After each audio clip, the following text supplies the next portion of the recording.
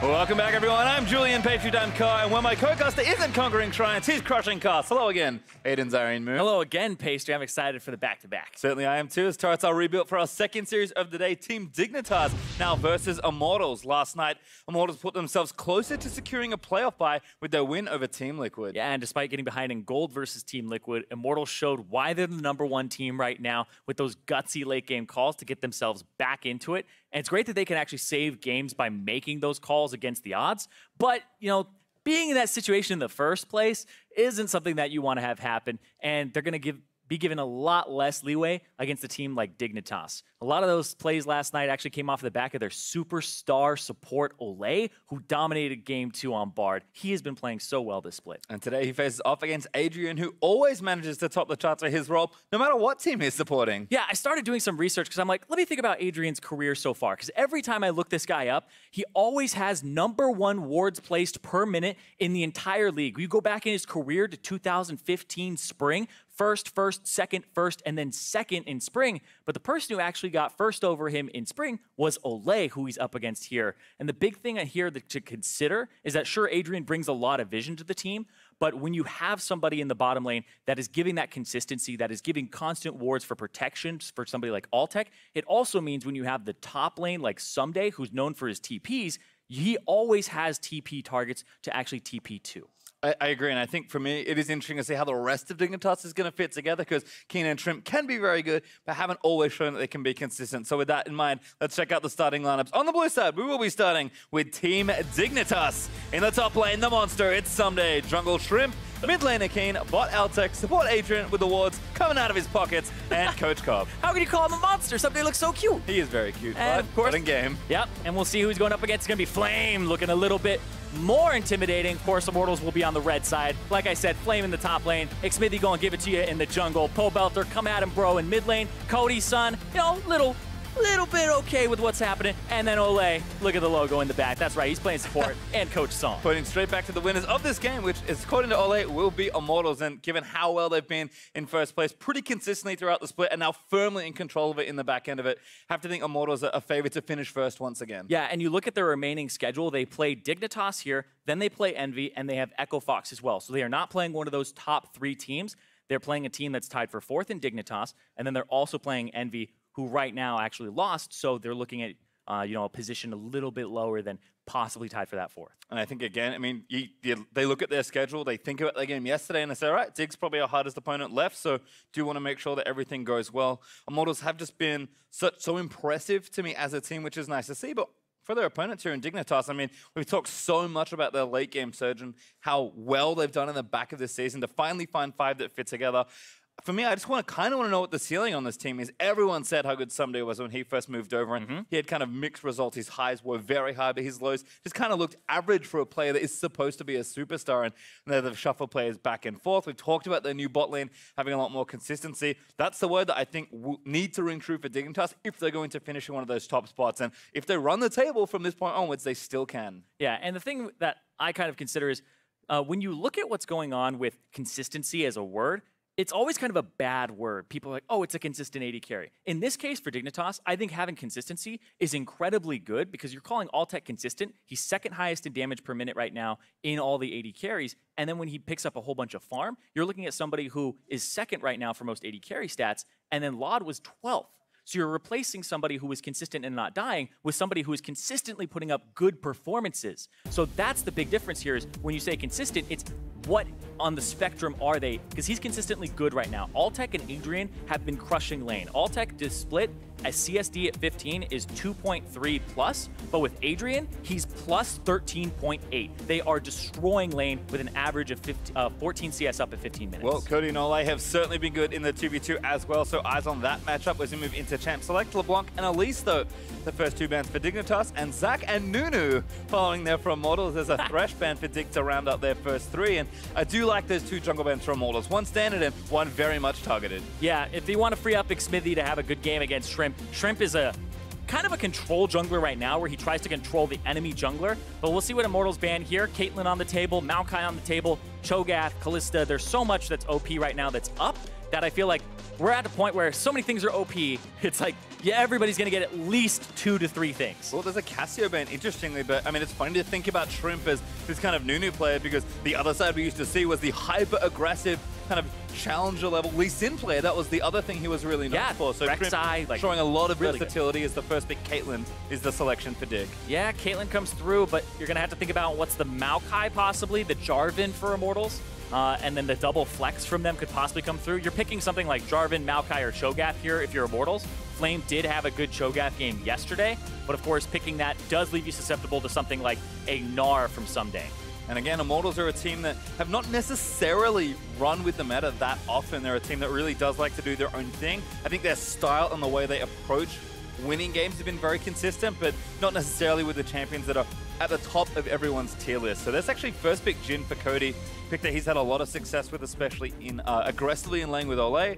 Matching up against Altec's Caitlyn should be interesting if they can find a nice support for Olleh to get, and he often eats bans, but it does feel like Jarvan is just the pick for Immortals, and they're going to pass up both tanks potentially here. Yeah, and like I said, I feel like they're picking one of those 3, and Jarvan is the one that doesn't stand out to most teams right now. They're usually picking the Maokai early, they're usually picking the Cho'Gath early, and flexing one or the other, or possibly both if you're on red side and get them. But Xmithie really likes this Jarvan for getting flashes and having those early gank routes, and it can go to the top side, but it's a little rare that we're seeing it there. Nice to see the Urgot flash there from Keane.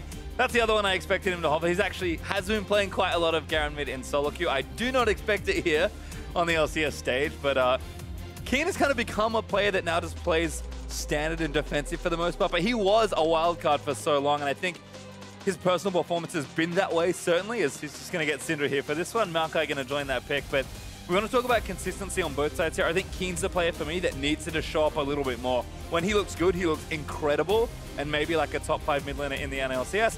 Otherwise, he just looks kind of average. And yes, he is a player that can get stuff done for his team, but is that really enough when you're trying to vie for those top spots? I don't think so. Yeah, and I completely agree with you there, because we're talking about consistency and where's the ceiling for Dignitas, was the question you asked earlier. Ssumday, we know he's really good. He puts up incredible numbers game after game. Altec has done the same now, and Keane is really the carry on the team that you do need to find that consistent performance from, and he needs to start stepping it up, because there are a lot of really great mid laners in the league, and he's up against Pobelter right now, who the question was posed yesterday, when do we start calling Pobelter one of the top mid laners in North America, because he has been performing well. Yep, he's going to get Corki here as well, and definitely a champion he can, and already has carried on this split. There's a Blitzcrank ban there from Immortals, so again, targeting those supports. And I think looking at the bottom of the screen, where you see the type of performances Pobelter is putting up, the 14.6 KDA on Corki is what jumps out to me here, because he has played 5 games of it, 100% win rate. This will be his 6th game of Corki so far this split, and that means he's just crushing it on that champion, whereas some people are struggling to close games out with the Corki. Well, there's a Shen ban for Dignitas, so we'll see if they maybe target Cho here as well. Remember that Maokai can be a flex also, so could maybe be closer to Shrimp's pick here as Gnar, the second support ban there for Immortals. So banning picks away kind of from Olleh. He can play both these champions as well, but really respecting Adrian there in that support matchup. Yeah, respecting Adrian a ton. And I think there's a kind of that, I want to say false narrative about Adrian doesn't really play a whole lot of things. Adrian will latch on to a few champions that are really good in the meta, and then he'll play those, but he always has something up his sleeve. You think back to when people were calling him, you know, a Soraka one trick or Janna one trick, and before that, he was Leona. He was Morgana. He's jumped around and he's played pretty much everything, and this guy usually helps teams kind of find the meta in a sense. Well, we'll see what happens here, because another support ban was the last from Dig as they take away Bard from Olleh. Yeah. Looks like Cho'Gath is going to be the pick. We saw Flame play this yesterday. Still some flexibility here for Immortals, but I do expect this to be top lane. Yeah, I feel like now you can pick something like Gnar for Ssumday and have Shrimp jungle the Maokai, and you're going to have a pretty good matchup if it's into the Jarvan or the Cho'Gath. Tank against tank, not as big of a fan of it. Fiora's on the table too if you do want to go really crazy. But I'm trying to figure out what Dignitas is going to do here, because all right, going for the Karma for support. Now, it's something that we haven't seen too much of. We saw it a little bit yesterday with Matt playing it with Wind Speaker's Blessing and going Ancient Coin. Yep. Still waiting on that Ssumday pick in the top lane.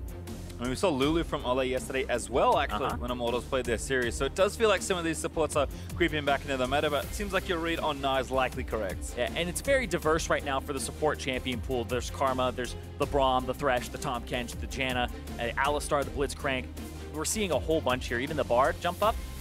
But also, there's things like Taric that are kind of creeping back in based on team composition. So people are picking their supports later and later now in the draft. And waiting for them because there's just so many that you can pick. It's just funny in that I think with so many playmaking supports banned in this game, or at least the key ones in Thresh, Blitzcrank, and Bard, everyone's like, all right, I guess we just go back to defensive supports with Coin because they're really good, as there is going to be the Lulu lock-in for Olleh. All right, looking at the compositions, top lane kind of goes over to Dignitas in terms of priority. Mid lane is that kind of that skill matchup depending on what the Corki takes. If he goes for the cleanse, if he goes for the teleport, even the exhaust, we've seen it be used against Syndra to try and get something back. But that bottom lane looks like it's Dignitas favored in terms of pressure, but Immortals have a little bit of that scaling with the Lulu to help everybody else out. Yeah, it'll be kind of interesting to see how this works out. Again, Immortals really just picking things that they feel comfortable with. Dignitas' comment to me aligns a little more with how we've expected the metagame to develop, but I mean, Immortals have been winning more than almost any other team in the LCS, so can't really fault them for playing their style, even if it's not necessarily what everyone considers the metagame. Yeah, exactly. And you're talking about how they're just playing what is good for them. The most played champion so far for Cody Sun this split is the Jhin. This will be his 10th game on it. And compared to his other KDAs, which are rocking about, 4 to 3, he has a 10.6 KDA on Jhin. He plays very far in the back line, and he is quite good at this champion. So we'll see what he's able to do up against Altec here, because that's my focus, is this bottom lane, these 2-on-2s, and what is going to happen here between these guys, because both of these AD carries have had standout career-defining performances this split. Certainly been looking good so far, but Immortals are trying to hold on to the #1 spot for as long as possible. Dignitas, though, looking to shake things up towards the top of the standings as they move towards the playoffs. We'll see what the teams can get done here in game #1. And you did mention that bottom line. The thing I instantly notice when I dart my eyes down to that bottom line of the screen is Spell Thieves. Yep. We did see this from Olleh yesterday. I think you can go back and forth on Coin versus Spell Thieves depending on how you want to play the lane, but it is interesting to hear how good Coin is, and then immediately see Karma and Lulu back in the metagame with Spell Thieves. Yeah, Karma's an interesting one because it goes back and forth. Windspeaker's Blessing for Adrian, went for the Spell Thieves, so it's not the Thunderlords, it's not even Ignite, he has the Exhaust for himself. And we'll see what he maxes first, because we see some Karmas do 2 points Q early for lane phase, and then they go for maxing the E. And it's shifted back and forth. I actually think it still shifts based on player. And matchup as well. It's all preference and matchup, exactly. Well, have to see exactly how aggressive Dig can get in the bottom lane, although I think happy to farm it out as well. Maybe looking more to the Jhin base lane to get a bit more aggressive. And so right now, I feel like you go towards the Jhin base lane, but for Dignitas, top lane, go for Cho'Gath. I feel like as a jungler, the rule of thumb is if you have any hard CC, point and click, anything like that, you're visiting Cho'Gath very early on. I wouldn't even be surprised if Shrimp went for something like a level 2 gank. It would actually not be that surprising. Well, definitely have to pay attention to these junglers. Ssumday going to help out Shrimp, who's loaded up that brush with saplings already. Yep, stacked them all as well, There's Maokai mechanics that we go over a lot about keeping them separated, but nice leap not there. gonna slow them down too much. IMT's bot lane. Shrimp, I think, just trying to speed through that first buff, so it's level 2 nice and quickly, but it seems like it's going to farm the rest of it out. So no level 2 gank just yet. Yep, looks like he's just going for the clear here, making sure he doesn't get behind in tempo, and we'll see what happens, because Xmithie looks like he might want to go towards that top side, whereas the Maokai starting on the top side of the map and not the bottom side is a little bit unusual because of the fact that you could get a super leash on blue side. You could have your bottom lane help you out, and then you'd be able to go to the top side where the Cho'Gath is, which I feel is the desired place to be as this Maokai. Yeah, you can see both junglers now going to converge into the opposite sides of the jungle. Xmithie did start the same 2 camps, but he's on his red buff right now.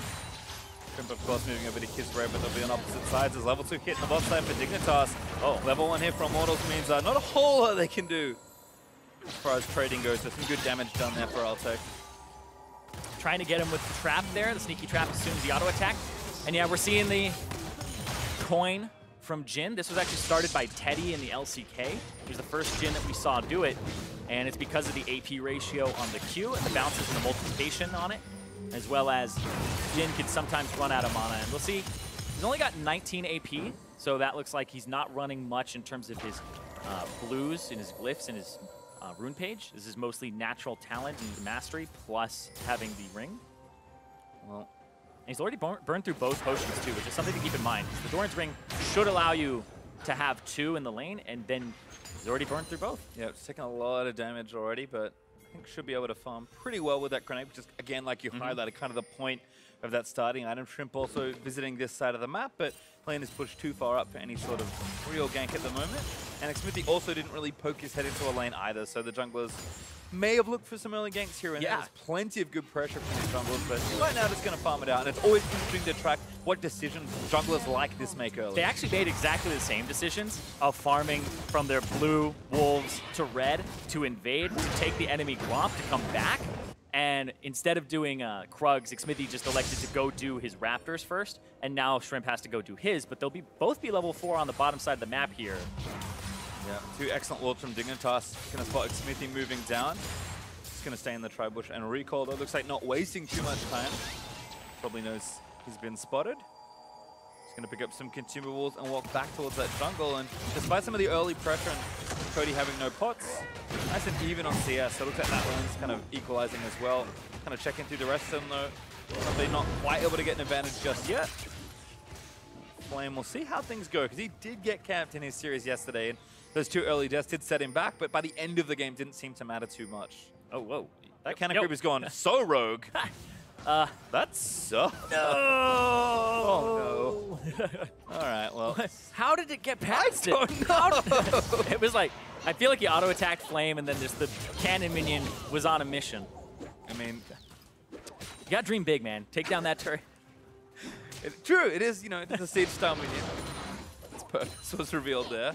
Somebody a little upset to miss the minion, perhaps, but should be okay just by taking some decent damage there in mini form.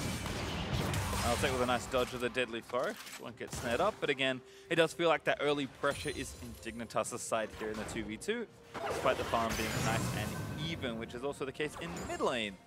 As Keane is trying to keep Pobelter back, but Corki, any lane where he feels like he can go even in farm is a happy lane for Corki. Exactly, and he has the teleport too, so Pobelter will try to affect those side lanes. Let's see what happens here though. Keane actually close to 6.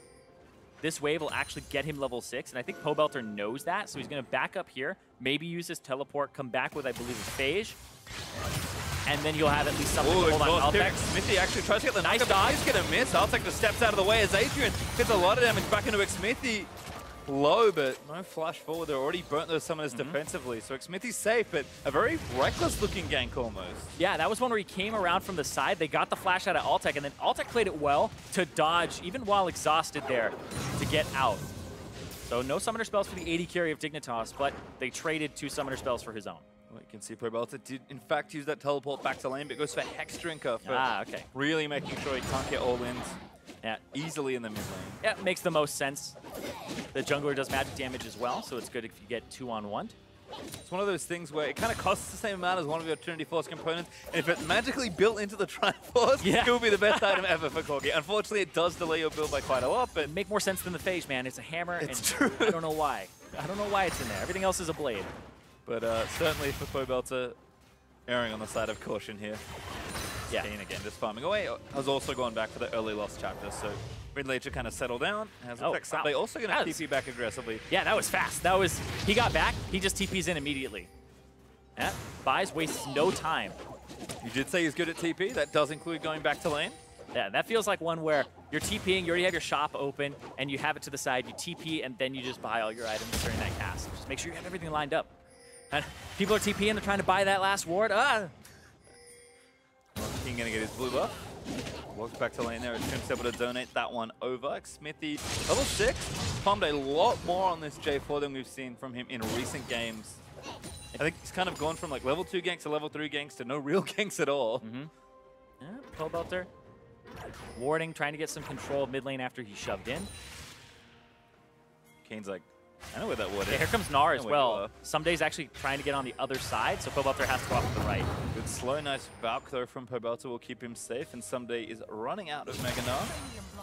So he's just going to back up towards the top lane. Flame hasn't TP'd just yet, so like you're looking for some very specific breakpoint here on the Cho'Gath, and there's that Glacial Shroud and the Bracer plus some boots, so he's going to TP back as well and feel pretty safe in this 1v1. Yeah, it's really funny because all the tanks in top lane used to just go for Sunfire Cape. Then the build path got changed, and all these other tank items are just really appealing. So Righteous Glory first item will come through for the Cho'Gath, which helps him get onto people. But then also Cho'Gath has 4 slows in his kit.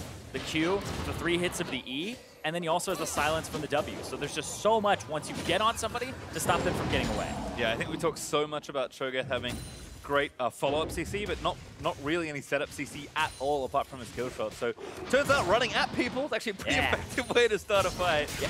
So he's got 4 slows. Why not throw in a 5th with a Righteous Glory slow afterwards? That would definitely help him out, and that's what they're looking for. Have to track shockwave takedowns. Yeah, Something we I don't know noticed why yesterday. that's a thing, to be honest, the shockwave takedowns. Sitting on the item.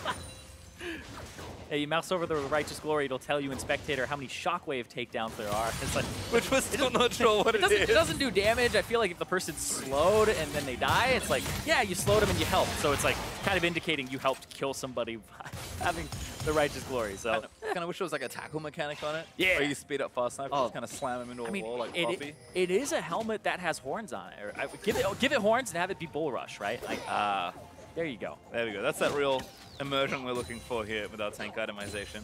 It's not just enough that it's a good item on its own. There's Flame getting pushed in for the meantime. Like, just Glory or not, he's going to struggle in this 1v1 for, I think, a little while, but just playing it safe and respecting the power that Gnar has, especially in mini. Bottom lane. Looks like Xmithie's setting up.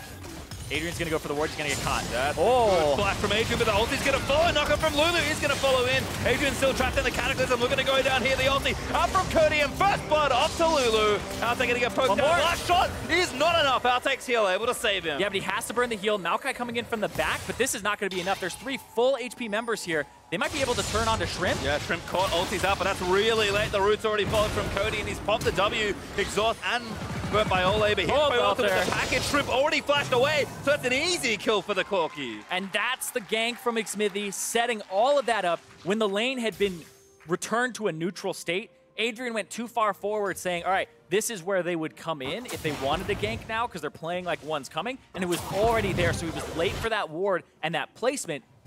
Because you can see how far back Altec's playing, kind of thinking maybe something will come through, but Xmithie lines up the flag and drag, and that burns the flash, meaning Adrian is just a sitting duck at that point. And then the swap over here to Altec, and having to burn that summoner spell is big, because that's going to give a large advantage to the bottom side. And then Shrimp, he was doing the Scuttle Crab during that time, and kind of could have been in a position to actually do something about that gank if his sense of what was going to happen at the bottom side had been communicated. Because it looked like Altec was thinking something's going to happen here, but it just looked like the rest of the team was not on that same page. And Immortals make the jump, and they get rewarded for it. The Drake out of the deal as well, so even better after getting first and second blood, converting into a nice 1,000 gold lead. And for me, we talk so much about Xmithie being a very intelligent player with the way he looks at the map and kind of thinks about different situations. The thing that I have been most impressed with recently is how he engineers ganks.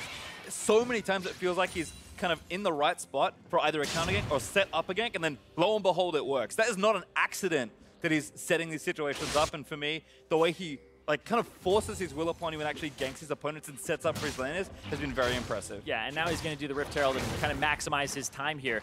And like you were saying, I personally was never really an enormous like Xmithie fan of any kind, because I always kind of appreciated the more heavy gank-centric junglers instead of the ones that controlled the enemy jungle. Like people like Dardoch and like Cadian, who would be aggressive and have those very early action points to get their team snowballing. But the style that Xmithie has adopted when he came over to Immortals, being very focused on his lanes and not just warding for them, but being aggressive, has really kind of warmed me up to the idea of Xmithie being a top jungler in the league, because he's getting to play the style he wants. Back on CLG, I know that it was mostly like Afromu and him going back and forth on how they play the game, but now he has the freedom to kind of do what he wants alongside Eugene, who he has won an NALCS championship with. Certainly looking good here. Picks up the Rift Herald. We'll see exactly where Immortals want to take that next potential advantage. Still cranking up in gold, as Pobelter also going to go for another dip down to this bot lane. Xmithie will join him, so I think I know where that Rift Herald's going. Yep, it's going right to this bottom lane that was supposed to be a power point for Dignitas, right? Altec and Adrian have both been playing incredibly well and smashing lanes, but this lane ended up getting ganked twice early on, and Xmithie's going to use this, take down the backdoor bonus. They just cleared the mini wave, I believe. And yeah, this will be that turret. They're going to have to abandon it here.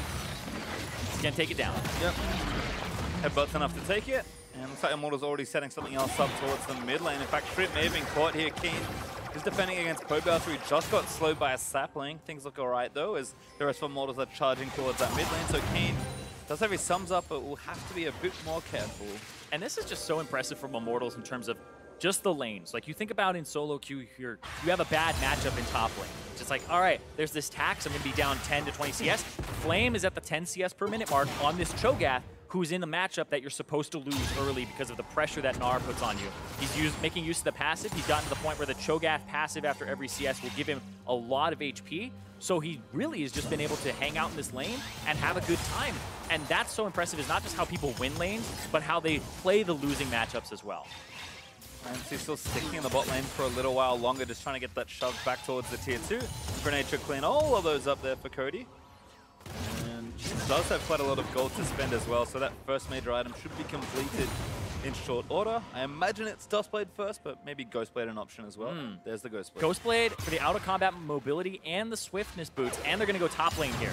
So making sure that they can go rush that and put the Cho'Gath in a different matchup and try to get tempo advantage here. We'll see what the answer is. And you can tell what the answer is based on what Dignitas is doing. They're putting... You saw Adrian and Altec actually walk down mid, and then as soon as they saw that Cody Sun was top, they're going to the top side of the map now. And it looks like they might try a 4-man counter here. Maokai in the top lane could throw out the ultimate and maybe catch Cody Sun here. He does have flash. We'll see. Ssumday's got no rage here. If Cody does overextend, Flame can join, and Xmithie's in the area as well. 1v3 this is the push right setup, now. trying to get back in. Oh, Adrian's actually been caught already. Xmithie, Thunderlord's proc, there's a wild growth committed as Cody is finally getting chased down. Adrian will flash to safety, but Cody getting chased by Ssumday, escapes through the tri-bush. Now Ssumday may be caught as Flame. He's going to commit his TP up. Xmithie looking for a real big angle on the play. Ssumday flashes up with the Gnar. He's going to find two. The Maokai also trying to zone the rest of the team out as Keane roaming in as Ssumday does finally take Xmithie. Flame taking up a lot in the front lines as Cody lets rip for the ulti, but Flame, he's going to go down feasting on Keane, who barely goes down at all. Yeah, and that's 2 for 0 here. Adrian gets out after using the Mantra W, getting HP back. And so he wasn't killed by Xmithie there, and they're able to take out the 2 big tanks, which allows them to get this turret and even that up. We're back towards even in terms of gold. Great read on the play there for Dignitas. And a very good answer as the team fight will start. Cody, ooh. This actually puts Dig in a really good position because they have TP advantage, which you almost will never have up against double TP. So now you'll play Ssumday on the bottom side of the map to pick up the CS, but I feel like you'll want to rotate him very quickly to a different lane to get control of Dragon and maybe look for another fight based off the Maokai ulti. Because right here, Adrian is actually pulling a lot of threat. Xmithie's going to go over. Adrian holds his flash because what happened last time with the Cataclysm. He uses the Mantra W, gets 190 HP back, and then 233, heals himself for over 400 there, and then blows the flash. And right here, Ssumday is just pulling everybody in, and there's the Maokai ultimate. It was held for so long, and then Pobelter goes after Keane, but then Keane is able to just ulti, put him off to the side, and then they get to focus down the targets in the middle. Ssumday respecting the face there at the end. The Flame with no counter kill, as Immortals do lose 2. Yeah, that's gonna kind of be the hard part about the Immortals composition is peeling this Maokai away once he's in. The ultimate, you kind of have Flame or Xmithie stand in front, and there's Ssumday actually TPing to the top after getting the dragon. So that's the rotation they're going to make, and they're going to... Flame's just going to walk away. Yeah, it's actually behind Flame. Somebody with red buff do a lot of damage to Flame, but Flame's got to find an escape route here. Yeah, looking for a fight. This is risky because they don't have full knowledge of where Immortals is. Ssumday instead going to play it safe, take down the control ward as Immortals were in fact reinforcing. Yeah, I feel like that was actually a slight misplay from Ssumday, because if you farm that CS under turret, you're just going to grab 150 free gold, right? And what are you going to get after you kill the Cho'Gath? If you get to kill the Cho'Gath, there's no objectives up, so I feel like that was a bit of an overchase when you could just let him go, and you didn't really have inside track on it. So Dignitas just showing kind of the aggressive mindset of the entire team to try and collapse and get something back here. Macro continues here. IMT looking to threaten this mid-outer turret. Keane, decent amount of wave clear, but has to be careful. Gets rooted and poked down to 40% HP, but Shrimp is so threatening on this Maokai. Level 2 ulti not even ready. Yep, he's already standing off to the side again. If Pobelter walks too far forward, very easy for Maokai to lock up even Corki. Yeah. Checking back in on Adrian really quickly. He has 3 points Q, 4 points into his shield. So no maxed ability at level 9 just yet, and they're just going for the siege. And that bottom lane, it's actually a CS advantage for Cody Sun after the 15-minute mark. So Altec and Adrian were not able to get the better of that lane when it's a lane that, you have Caitlyn, which is supposed to win most lanes, and you have the pressure of the Karma, but they played it so well. And there's the flash out of Shrimp. Shrimp's out of there. Again, that same combo from Olleh and Xmithie.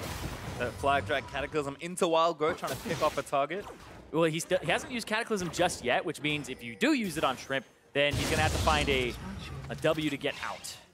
Well, did burn his flash, so maybe the next time they catch him in the jungle. And that's why I think they like this so much, because Jarvan pretty much guarantees flashes post-level 6 as a jungler, and then you can just rinse and repeat and do it over again. Got good follow-ups you see as well. Cody can help out with his W. Flame, if he's in the area, has a ton of CC to add to any exchange, and Immortals have played kind of very pick-centric in a lot of their team comps here. They love using that early to mid-game to really pressure and snowball through this section of the game. And then just closing it out with some really strong map calls. I mean, Pobelter, we've barely talked about him at all in this game. He's got a healthy, almost 30 CS lead. His Trinity Force has been completed a number of minutes ago, despite having to slow his build down with a Hex Drinker. And we've seen what his Corki can do in a mid to late game team fight. He will take over a game if they're forced to play a 5v5, even with a tank like Shrimp on the map. Oh yeah, we talked about it. This is going to be Pobelter's 6th Corki game. 100% win rate so far this split, and a 14.6 KDA. It's just getting higher so far this game. Well, IMT still up 1,000 gold as we approach the 20-minute mark. Still a lot of maps to play for here. Immortals with the one turret lead, with 2 turrets to 1, maybe looking to threaten this top section of the map. Pobelter does have his package, so can look to move himself quickly around the map in any sort of play. Flame TP back up as well, and Pobelter does also have his, in case he needs to make a cross-map play. Cody with the rapid fire cannon now completed. He should be going for kind of a more standard crit-based gym build rather than the lethality builds we have seen, which I think with the likes of Ssumday and Shrimp in the game does make sense. Yeah, the rapid fire cannon is just so Jhin with the 550 auto attack range. At least has auto attacks to contribute to a fight. Otherwise, it's kind of frustrating, and you're in range to just get twisted advanced. And if all you're contributing as a Jhin to a team fight is the ultimate and a W, you're not always winning those team fights. Getting those autos off is incredibly important. Yeah, package ran out for Pobelter, so he uses it to quickly dip top lane. Looks like Dignitas answering, no, Altec's going to hang out for a little while longer. Yeah, something I want to pay attention to here is the post-20-minute CS and what changes, because Ssumday has slowly gotten himself a CS advantage over Flame, and now Altec is just almost caught up to Cody Sun, but it's that mid advantage that I feel like is going to stay about the same here, where Pobelter may actually start getting more based on how he picks up farm in the side lanes. Well, nice rotation from Immortals. Are going to claim them that final outer turret as top lane does fall. Dignitas playing pretty safe there as Ssumday going to keep chasing down Flame. Flame got a turret to go back to. Nice knock up into the blast cone. Gets him back to the safety of that turret. Immortals again still rushing back. Saw this a lot with Lulu Jarvan yesterday, I believe. It's not just that, they can initiate fights so freely, which is something that Xmithie does love to do, but even just the raw move speed from Whimsy. I'm watching Immortals move between these relatively short distances in the river and just get to lane so quickly. Yeah, giving them 33% movement speed right now, but it's a pretty decent duration on the Whimsy of the 3.25 seconds. He's maxing it second. And so Olleh, I mean, we talked about him being a playmaker, and he played the Lulu yesterday. And this is kind of the full defense show that you can actually play a versatile style type of pick for him. We've got Mobies and Swifties in the bot lane as well, so IMT real fast around the map. Maybe a cloud break. Oh, it is the next one. 40 seconds till that one. Might be able to add that to the out-of-combat move. Plus out-of-combat move speed from the Ghost Blade. Remember that lethality item serrated Dirk got changed to not have it. It used to be just 20 on different items. Now it's just 40 on Ghost Blade itself to kind of give it that identity of the movement speed positioning item before and during team fights. IMT with a setup again. Flame back down to that bottom side. Stoneplate now finished, so Cho'Gath big health pool to play with in any sort of team fight. It really doesn't have any resistances apart from the Merc Tread and the things that Stoneplate give him, but a lot of health for Flame if Immortals want to start this next mid-game team fight. Yeah, and the fact that he can go for this is important, because Cho'Gath, when you're buying something that just has pure resistances on it, like the Stoneplate, and not so much HP on it, you get that natural HP from having stacks of Feast. So he can go for this, and then we'll see what his true damage looks like in the team fight as he's continuing to push the bottom side of the map. Yeah, this is kind of what we saw yesterday from Flame's Cho'Gath. It was one of those picks where, especially when he fell behind early, we were kind of wondering what's going on. But Flame, I mean, he's someone that's always loved a lot of time in a side lane, but he just doesn't leave with Cho'Gath. Yeah, he just constantly farms, and I feel like he doesn't have too much to actually fear. There's no Frozen Mallet being completed anytime in the near future for Ssumday. I feel like Ssumday has abandoned the idea or the thought of being a split pusher here against the Cho'Gath. It hasn't worked for him, even though he's like wailed on him all lane phase long and just has about a 25-ish CS advantage. No, he's going for a more team fight oriented build here. And I think Dig needs to pull the trigger on that team fight actually pretty soon. Immortals are really taking over the map. They've got a 2-turret lead. They just took the second Drake as Pobelter soloed the Cloud. Yeah, I feel like what Dignitas is looking for is Altec getting level 13 so he has maxed traps so that they can set up sieges and kind of barriers for trying to get into objectives. And they're waiting for 2-item spike for him.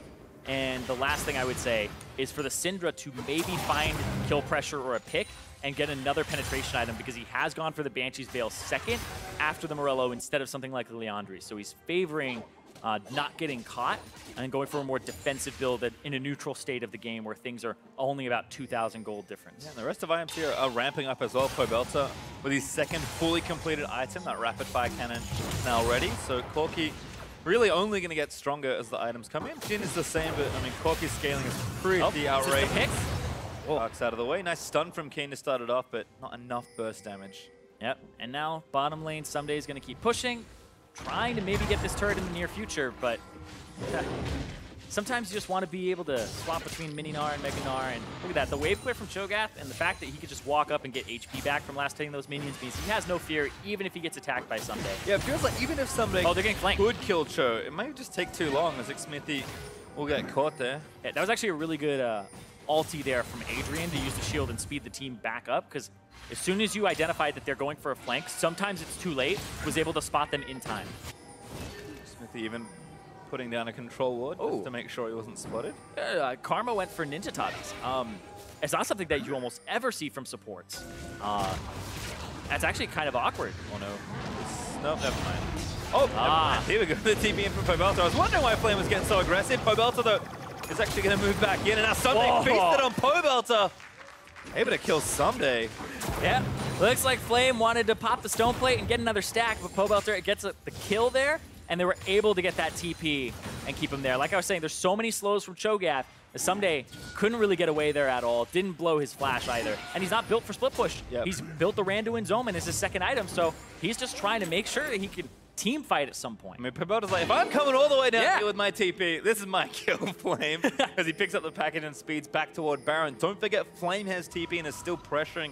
This turret, though, is now going to base and spend some gold. So Dig, they tried to make the counterplay back on the Baron, but Immortals reading that one pretty simply, and they're on. Going to start it. They're on it, yeah. Xmithie taking some damage here. Flame TP'd in, and there's going to be the Maokai ultimate, the Nature's Grasp.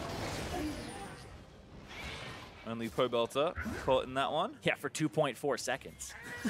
Just going to think about some of his choices this game. Contemplate. Yeah, I mean, maybe what's for lunch. Yeah, contemplating his choices this game. Corki, good pick for him. He's like, I like this. Looking forward to lunch. I think it's going to be really good. Cody's actually top lane, trying to reverse the pressure on that lane. So Dignitas get inside track on mid, but now they're going to have to go back to top and try to get something there. Whereas Ssumday is pushing bottom. So this is actually, we'll see what happens. Cody Sun opens up with Olleh. Oh, that was a great fight from Adrian, but such a good setup from IMT. Flame caught him with the Rupture. Root not quite able to land though from Cody. And Immortals invested so much into that Baron play, it feels like. But now they're going to have to invest something else and try to start it up here to try and get the TP out from Ssumday, because they can't answer him. Nobody has TP to get it. Flame has Feast now though, so IMT actually have a real threat onto this Baron. Ssumday's TPing, but it's pretty far away from the pit, and IMT might just be able to take it. It's going to go down in a second here. IMT should be able to get it. There's the Feast, and that's over. Now Ssumday looking to try and find the flank, but he's got no range. Flashes out from under Shrimp. Cody over the water, try and save his Immortals. Xmithie dumps back in, and Shrimp flashes out from under Olleh, though. Almost still going down, but a great pull. He's maybe going to save him a little bit longer. Oh, he doesn't reach him! Low from the ulti, but that's one caught its Flame. Back into the rest of Dignitas. Cody firing shots, but Flame is living for so long. Ssumday finally takes him down, and that's just to kill his Immortals. do claim the Baron. And that was really close for Ssumday getting something back. Olleh's polymorph stopped the transformation, stopped him from actually picking up multiple kills there, and that was the big difference in that fight. Immortals get out, get the teleport, and they're able to only lose one person. So that is a very worth Baron call from them. Well, they'll take it. I'll keep riding that 2,000 gold lead forward in this game. As again, Dignitas just not fast enough with Cho'Gath based on this. Every time I watch these, and like I've done breakdowns where Olleh is just soaking so many abilities, Shrimp W's Olleh, and he pulls the tank line so far back. Immortals are retreating now. They're trying to get out, and Pobelter is trying to get somebody to go after him here and put threat on. And then right there, that polymorph on the top side, Ssumday couldn't transform, couldn't get his W off in time, couldn't use his ultimate fast enough, and that was Olleh making the difference in that fight. Pain for Pobelter, because that looked like an incoming triple kill. Yeah. Just couldn't quite find the angle on the team fight, not safely at least.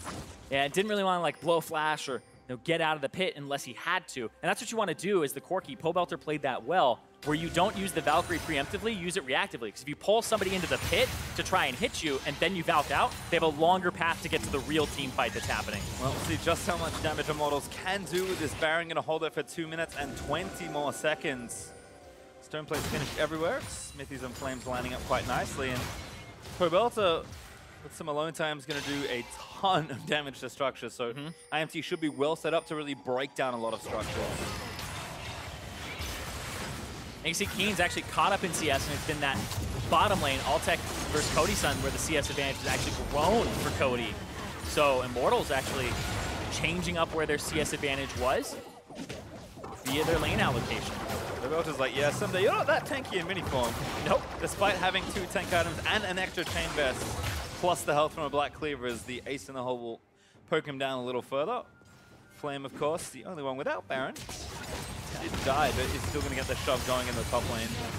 Yeah, 1,120 health from his stacks. He's only got 7, 1 from the Baron and 6 from monsters. But this Cho'Gath is just so difficult to remove from the map. It's very, like, this is why this champion is being played so much. The Bramble Vest pickup for him, we're seeing him only have, you know, pretty much a few HP items, but a lot of his health is from just those feast stacks. And then he just buys resistances. Being 0, 2, and 1, but he's very threatening. Looks like he wants another one, because there's a Drake up. He's already started. Save it for me. I was wondering when it's Give me the stack. Don't do it, Cody. It. Yeah. There we go. Double Ocean now for IMT. They do already take the tier 2 tower in bot as well. So, again, continuing to stack those objective advantages. Probably still want a little bit more. Only 45 seconds left on Baron, but Flame now going to just saunter down to that bot lane. IMT will happily play this one nice and slow. Yeah, whereas Dignitas, you know, their kills or their assists are kind of in the right place right now. But you really wish that Syndra had a little bit more in terms of the kills or Altec at the same time, because he's had to kind of augment his build a bit here. He's got 2 items, so he's definitely behind right now in CS. And then he went for the last Whisper because he needs to penetrate a lot of that armor that's being built up by the people who are going to be in that front line. Some of it does feel like what Dig waiting for. We're probably waiting for Baron to wear off first. Maybe a pick on a Pobelter. Does take damage there from Olleh, but Double Ocean should kick back in short order. Might stop the season topside from Immortals though. And that's Baron pretty much dropped off, so not a whole lot left to do here for IMT. Only 1 turret and a Drake. Not the biggest advantage they built there. Yeah. Not awful, they're still up like 3,000 gold. Yeah. And still, we're talking about like this neutral game where there's 2,000 to 3,000 gold difference between the 2 teams, so it comes down to team fighting and how you're trying to get whatever advantage you can. But we're getting close to the point where people are going to get maxed out very quickly and start having 6-item spikes. We're seeing Altec complete his 3rd, 2 more to go. I mean, Pobelter and Cody are both sitting at 3 strong items with the last Whisper there for Olleh. And Flame just finished a Warmog, and he has a Bramble Vest. So yeah. if I'm Altec, I hate my life all of a sudden, because there are 2 Bramble Vests on the enemy team and a Cho'Gath that can one-shot me if he activates Stoneplate. Yeah, he's got 4,555 HP. And right now, before using Stoneplate, he does a little over 900 true damage. And Altec has 1,600 HP. So I actually think Flame, I'm not going to do the math on stream because you always tell me not to. Flame would be able to gargoyle a Stoneplate in a team fight and go for that. And that's why the Warmogs is there. The Warmogs is there for the fact that you can multiply your HP. It all counts as bonus HP from the Stoneplate, and then you ulti. and you're able to one-shot somebody. So, but also, one of the things about Warmogs I love is, hold on, oh, Flash from Cody, Shrimp really far out, but the root is maybe enough. Actually walks through the brambles. And now Xmithie in the mix. TP in from Flame, he's looking very hungry. Maybe gonna try and take down Altec. Oh, he just eats Shrimp. The tank line melts there for Dig. And it's a 5v4. Xmithie though still taking damage as Ssumday trying to transform ASAP. Gets knocked up by the Rupturers. Altec rooted there by Jhin W. He's gonna go in. There's the dog. Moves Cody back and slays him as Olleh's gonna fall as well. Dig may have just turned this fight around as Pobelter has to flash a stun. Does do so. What? He's gonna miss that from Ssumday as Pobelter. Valkyrie is out of the way. He needs to try and save his life. Because that'll save the fight. Xmithie back into the mix. His flame is regen so much. Keane gonna catch in onto Keane. Not enough damage. Altec attacked up. Pobelter. Xmithie gonna go down as well. And Flame forced to flush away. Dig still chasing. Oh, Ssumday can tank this. That's enough. There's the ace. Dignitas turn it around. They're going to keep pushing. These are 40-second death timers. Cody Sun comes up in 20. They're going to get an inhibitor here. And I asked, what are they doing? The answer was waiting. Dignitas find the ace. And even the game back up. In fact, if this game keeps going, they might just end it. The question is, do they keep pushing? 10 seconds on Cody Sun, and then there's 20 before the next person. They want to reset because Baron in 15 seconds. All right, going to play it safe here. Death time is not quite long enough. Almost 35 minutes into the game. Olleh needs to cancel a work, but cannot find anyone recalling. Yeah, this is run to the Baron, get some wards on it, make sure that they aren't rushing it here. And this is just an incredibly well-played team fight from both sides, but Dignitas out-execute them. Shrimp here goes after Cody Sun, but it's the running in the 90s Jhin. He's going to get right out, speed away, and then try to turn this around. But right here, Xmithie goes in, and then Flame also came through, and he CC'd, takes over half his HP in damage, and then they swap to Xmithie, who's close. Olleh actually draws some aggro, and then Ssumday gets 3 hits, and then transforms, and that was the difference maker. But right now, Baron going down. Where's the smite? Xmithie's almost there. Flame, that's my question. He's not going to be there. They need to kill it. Xmithie, no! Not going to get a Shrimp able to smite that away. Ssumday gets knocked up there as the wild growth comes down to Xmithie. He lives for a very long time, but not long enough. Altec on a killing spree as Dignitas claim Baron. Altec was having a game where he's getting pushed around. He's 50 CS down, but he was able to complete the last Whisper item, do a lot of damage to both Xmithie and Flame, and he's been able to turn this around. Still deathless, only missed out on 1 kill, just like his mid laner. Speaking of 100% KP though, that top lane and that support, Adrian and Ssumday, this team, when they're in those team fights, they are looking better and better. That was a Dig Baron that definitely went their way, and Shrimp didn't even smite. It was Xmithie who smote, and then they were also able to just get it with a Q or something like that from Shrimp. Very close. Oh no. Well, fumbles or not, very impressive stuff from Dignitas. And I'm going to see why Ssumday went Black Cleaver full tank instead of for that split push build. Everything that Dig have got done in this game has been as a team. Yeah, and Ssumday's Black Cleaver and the team fight that he's gone for, he's saying, we're not really going to win this split push. I can't push Cho'Gath out. He's going for the Black Cleaver, which is going to help Altec a lot in these fights. And as it progresses, it's going to mean even more as people get those maxed out items. So he's helping shred all of that armor so that Altec can have a carry performance. All right, well, here's the next push. Dignitas down to that bottom lane. Pobelter, bit of a chunk there, but eats the ace in the hole from Altec. Yeah, also double Knight's Vow for Dignitas, whereas Immortals just have that 1, and it's on Pobelter. The bullet hell right now for IMT is Baron empowered auto attacks coming out from minions. Got spears flying everywhere from Syndra, saplings being thrown over. IMT just pushed straight back to their turrets here. Yep, there's the ult Brass to try and save this. I feel like that's actually something where now they'll have to just kind of camp these 2 cannon minions, get whatever damage they can. And I like this trap line from Altec. Normally you see the trap line go all the way around, but he's just making sure he has 2 traps to put on the left because that's where Immortals are threatening from. And Ssumday even going to move over and try and zone the tanks further out from the flank. Ssumday actually gets knocked up here. I don't know what he's doing over there. Gonna take a while to kill him, but Dig just moved forward. I mean, IMT just can't afford the 2v1 Ssumday. Turret damage now back up. Altec got hit by 1. They've got Warmugs as well, so we'll regen out of combo, but IMT maybe trying to fight Ssumday. Perhaps caught here, but he jukes that Deadly Flourish. Now almost Mega Gnar as the inhibitor is exposed here in the bot side. Flame stunned by Keane, but Dig just moving and trying to take this inhibitor. Yeah, making sure that they have a trap line still. Altec is using that range advantage to push, but you can see the tanks can't find a way in. This Caitlyn is just zoning them. Now they'll walk up again with these minions, try to get some damage on it. They have to be cautious here. Oh, Altec 8-1 order from Pobelter and almost died after that Q. Xmithie gonna dive back in. IMT gonna try and go for the T5 before the in-hit goes down, but I don't think it's got enough damage. Stone Plate's activated, but it's not enough. Keane takes down Flame. Altec takes down Xmithie. Dignitas kill the frontline and take the in-hit. And now they have so many options, but I feel like it's try and make the game end here. Gonna go for it now. Driving into the backside, Pobelter has to be careful. Root onto Shrimp, and Ssumday taking fire, about to transform into Gnar. Nexus turret 1 has fallen. Pobelter dives in with a packet, but he goes down. Altec coming up so huge in the back end of this game. The Nexus is exposed, and Dignitas make the comeback and win game number 1. A better neutral game for them in the 2,000 to 3,000 gold range, and Dignitas make the better play and play the team fight just slightly better than Immortals, and that's what makes the difference there and gets them the Baron and ultimately the game. Just so much trust in themselves as a team to find the winning 5v5.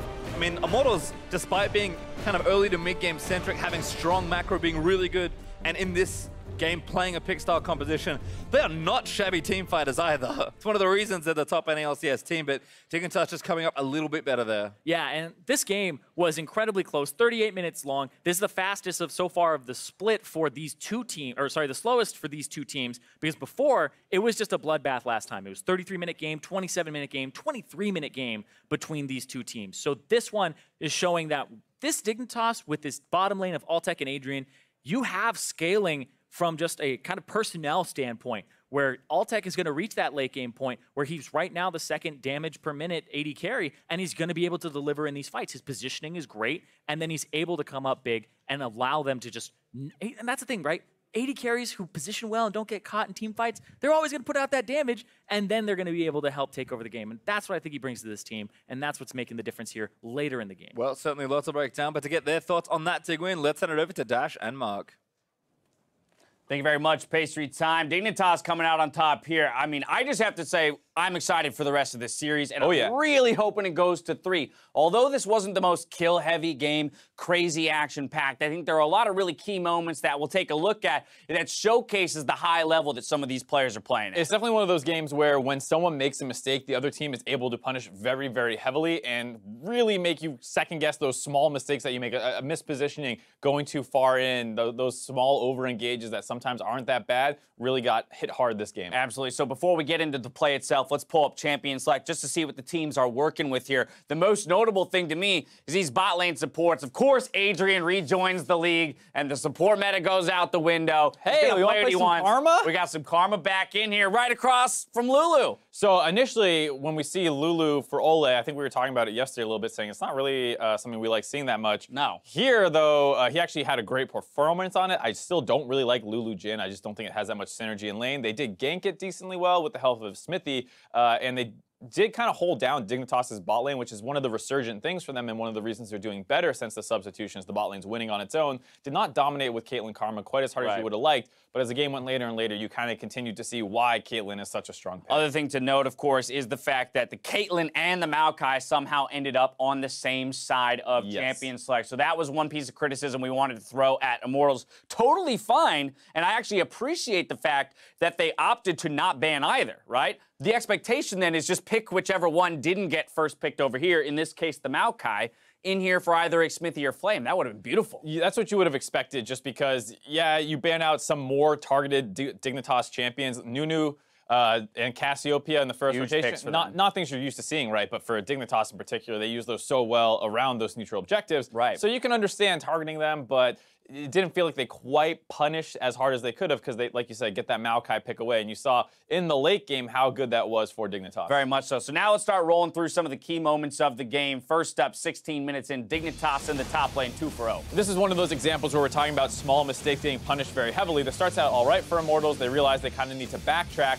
and they do that, and it feels like they're collapsing pretty well onto Dignitas' front line here. Ssumday starting to get chunked out. The teleport's coming in from Pobelter, but then he goes way too far forward with that package, kind of leaves his front line now to get collapsed on, and he's doing nothing in the backside of the fight. He could have been up with Cody Sun right now, pelting away at multiple members with his rockets and waiting to use that package aggressively. But because of that miscoordination, it ends up with his frontline being the one getting focused down. Very much so. Let's push forward to 28 minutes into the game. This one around the Baron, showcasing why Olleh is one of the, or is the best support in the North American LCS. This is so amazing by him, just because what he does initially isn't that crazy. Flash away from Maokai, don't want to get CC'd, ult yourself to keep yourself alive. But where he shows unbelievable patience is how long he holds his W here. And Ssumday is in the middle of the team, building his Gnar, and he polymorphs as soon as he gets full Gnar bar. Not before, not after, and it looked like Ssumday was about to monster this fight. That would have been team. a 3-man ult. Yeah, he would have won this fight for his team, punished this Baron attempt heavily. Instead, because Olleh played that so intelligently, he actually only limits his team to a single death, and they get out with that Baron, and they use that to build a little bit of a lead from a position where it looked like they might have just thrown the game. Yeah, absolutely stellar play out of him. I would have been freaking out. I would have hit Everyone. Exactly. I think most people, pros, just mash all the buttons, do everything they can to live. You see a Gnar jump in on you like that, you just, okay, let me stop the damage. But he says, I'll eat the damage through the exhaust and the ult, and I'm going to use my polymorph when it will be most effective for the rest of my team. Playing the utility there on Lulu, perfection. But of course, Immortals didn't win the game. Nope. And that's probably where you get into a little bit of the pick problem here. 33 minutes in, Ssumday is going to really just monster this fight again. This time, he is not going to get shut down by Olleh. Shrimp starts off, over-initiates a little bit, and this is one of the powers of that Cho'Gath pick, is that he can kind of just obliterate enemy front lines. Shrimp gets down to around a third of his health, a quarter of his health gets taken out with the Devour there, or the Feast, excuse me. And then after that, the problem is they never get onto Altec or Keane. So even though they got through the front line, they never get that opportunity. Ssumday's still around, building that Gnar bar, and he finds the right time to go off of another stun. And this is kind of where that Karma pick starts to be very viable again, because you see these lengthy fights where you have to not only chase people down, and she's great at that, when you've got multiple mantra shields coming in for the team in these elongated fights, essentially the effective health that you're providing for everyone is pretty massive. As well as the speed ups that come with that, being able to get your front line in better or kite out the enemy front line multiple times, being able to help that. And this was a super, super close fight, and you see just how important it was that they never actually got that opportunity to shut down that engage from Ssumday. Killing Cody Sun early in the fight was just a huge factor in why they were able to win that fight. They grabbed the inhibitor, they're able to grab a Baron after, and you see just instantly that gold graph shoot up in their favor. Again, great out of Dignitas. That wasn't the final fight, but it was the one that put the nail in the coffin, essentially. Ssumday gonna grab player of the game. Honestly, no, this dude is just a monster. I'm constantly impressed with his play. We didn't pull this replay, but in the final dance around that bottom inhib turret, he dodges probably like 6 or 7 different spells, right? Yeah. At the same time. It's like the craziest fancy footwork I've ever seen. It's while two people are kind of pushing him out of that position, it's one of those high-level things where you're like, what is he doing off on the side? But he's trying to deny the flank to come in from the Jarvan or the Cho'Gath. Exactly. So he's just kind of 1v2ing, holding his position while his backline's able to walk forward and hit the turret. So he just played that, like you said, very well as well. Right, and again, I mean, this time on the Gnar, when we saw the Maokai locked in, initially we're like, oh, you and I both went, Ssumday Maokai, they win the game, right? Don't even need him on Maokai to pull the initiates. They can rely on Shrimp for that, make him a little bit more of a playmaker and side lane threat where you can push advantages on Gnar. And you see the benefit as well. I mean, he has the huge damage numbers. I'm sure at least 10K of that is probably thrown into the Cho'Gath and side lane pushing. But at the same time, I mean, you saw the impact in the team fights, just setting his team up for all those kills for, Altec and Keane to really put up big performances as well. I want a third game though, Mark, so I need Immortals to win this next one. How do they do it? My inclination, as you pointed, is that Jhin Lulu combo. I don't love it. I want to see something, again, put Olleh in a position to win that lane alongside Cody Sun. I mean, we saw it, I think it was yesterday when he ended up on that bar, just having huge performances after that. I mean, he has a great Lulu. I'm not saying, don't pick his Lulu when if it's the right thing to do, but sometimes it does feel like he's a little bit more limited in these team fights. And this was one of those games where maybe if he had a little bit more playmaking at his fingertips.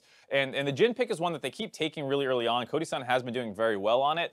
So I wouldn't criticize the Jhin part of this combination quite too much. All right, 2 top teams duking it out here. We'll see if our first place team, Immortals, can even up the score when we come back for Game 2 versus Team Dignitas. Don't touch that browser. You're watching the North American LCS. Again. I'm going to say...